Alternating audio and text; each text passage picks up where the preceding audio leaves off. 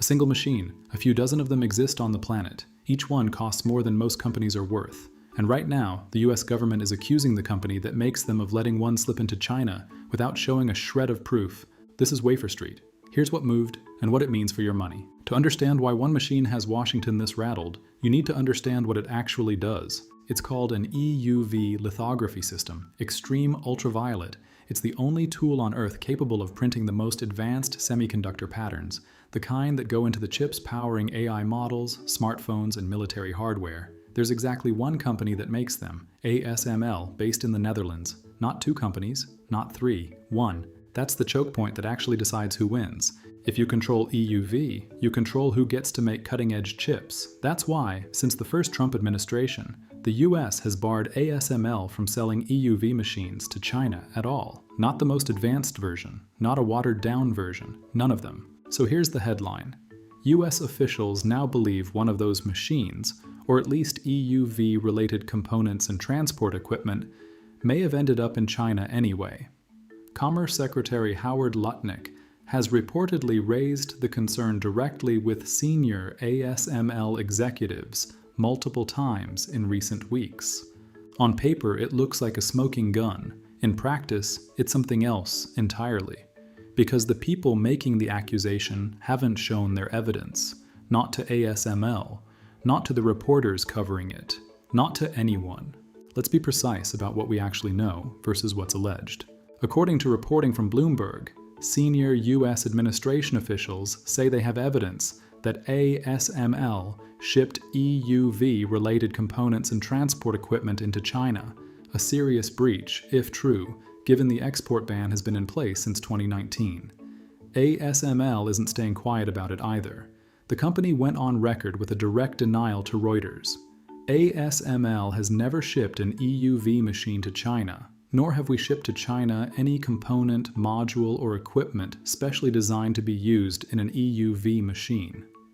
Behind the scenes, ASML reportedly went further still, circulating a document in Washington accounting for all 314 EUV machines currently in operation worldwide, plus 26 decommissioned units, the claim being that every single one is tracked and not one of them is in China.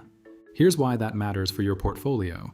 ASML isn't a fringe player you can write off as desperate or reckless. It's the most valuable monopoly in European industry, and roughly a fifth of its expected 2026 revenue comes from sales to China. Sales that are entirely legal because they're older, deep ultraviolet machines, not EUV. ASML has permission to sell that older tech.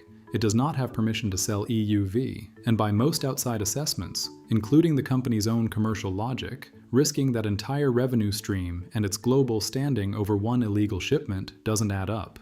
That's not a coincidence. That's strategy. ASML has spent years walking a deliberate line, sell older tools to China to keep the relationship and the revenue, while keeping enough of a technology gap that those tools can't build a competitor to ASML itself. One semiconductor analyst close to the matter described it as a calculated buffer, not a backdoor. Old enough tech to do business, new enough restrictions to protect the moat.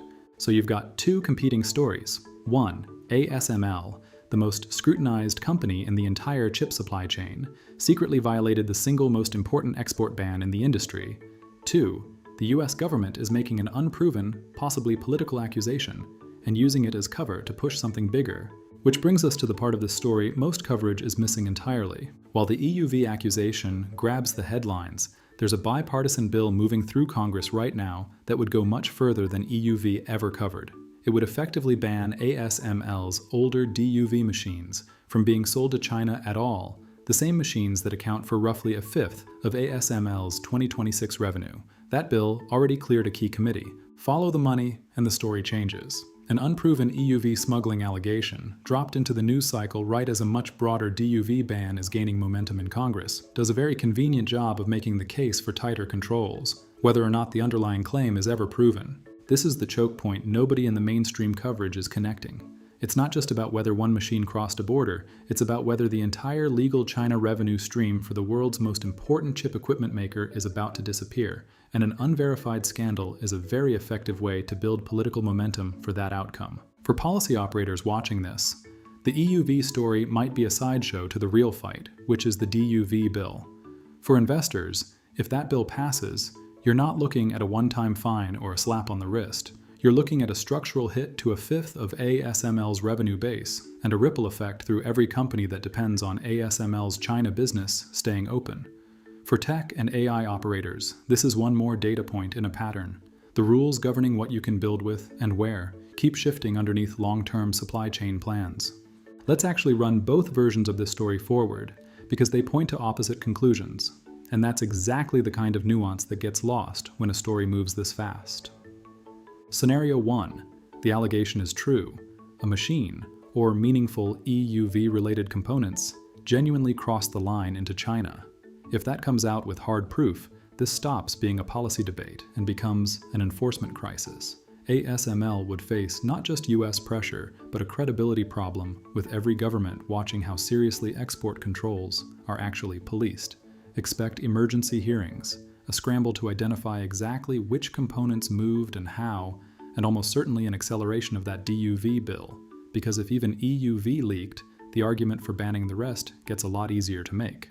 Scenario 2, the allegation doesn't hold up. No evidence ever surfaces, or what surfaces turns out to be the kind of ordinary maintenance and logistics equipment that moves around legally licensed DUV machines, not EUV at all. In that version, the real story isn't a smuggling case. It's a pressure campaign, timed to soften public opinion right as Congress debates whether to take away a fifth of ASML's revenue. That's a very different trade. It tells you the next move is political, not technical, and the company actually facing the bigger threat isn't a smuggler facing prosecution. It's a legitimate business facing a politically motivated revenue cut. On paper, both scenarios start from the same headline. In practice, they lead to completely different conclusions about who's actually at risk here, which is exactly why this is worth tracking instead of reacting to on day one. Here's the pattern worth sitting with. Export controls almost never work the way the people writing them expect. When the US cut Huawei off from American chip technology, the assumption was that Huawei would fall behind. Instead, Huawei built its own domestic chip supply chain and came back with a phone running a chip made entirely in China. The ban didn't stop the capability. It just moved where the capability got built. The EUV ban on China has, for years, been treated as the cleanest, most airtight version of this strategy. One company, one machine, one absolute red line. If even that line turns out to be blurry, or if the actual policy fight is really about expanding the ban to cover 4/5 of ASML's already legal China business, that tells you something important. The chip war isn't being fought with a single clean tool. It's being fought with overlapping, sometimes contradictory moves, some aimed at China, some aimed at managing domestic politics, some aimed at companies caught in the middle who didn't necessarily do anything wrong. That's the choke point that actually decides who wins, not the machine, the ambiguity. Whoever can operate inside that ambiguity longest comes out ahead. A few concrete things to track, since this story isn't close to over. First, whether the US government ever makes its EUV evidence public. If it doesn't, treat the accusation as unproven, not false, just unproven, and worth holding judgment on either way. Second, what happens to that DUV bill in Congress? That's the bigger financial story hiding behind the EUV headline. Third, how ASML's stock and guidance respond if the DUV bill gains real momentum. A fifth of expected 2026 revenue is not a rounding error. Before you go, here are 3 numbers to keep in your back pocket from this one. One machine type. ASML is the only company on Earth that makes EUV lithography systems. There is no second supplier. Roughly 20%. That's the share of ASML's expected 2026 revenue tied to China sales. All from older, legally permitted DUV equipment, not EUV. One committee vote. That's how far the bipartisan bill to ban ASML's DUV sales to China has already gotten. It cleared a key committee in April, with the Trump administration yet to take a formal position. Follow the money, follow the channel. Until next time.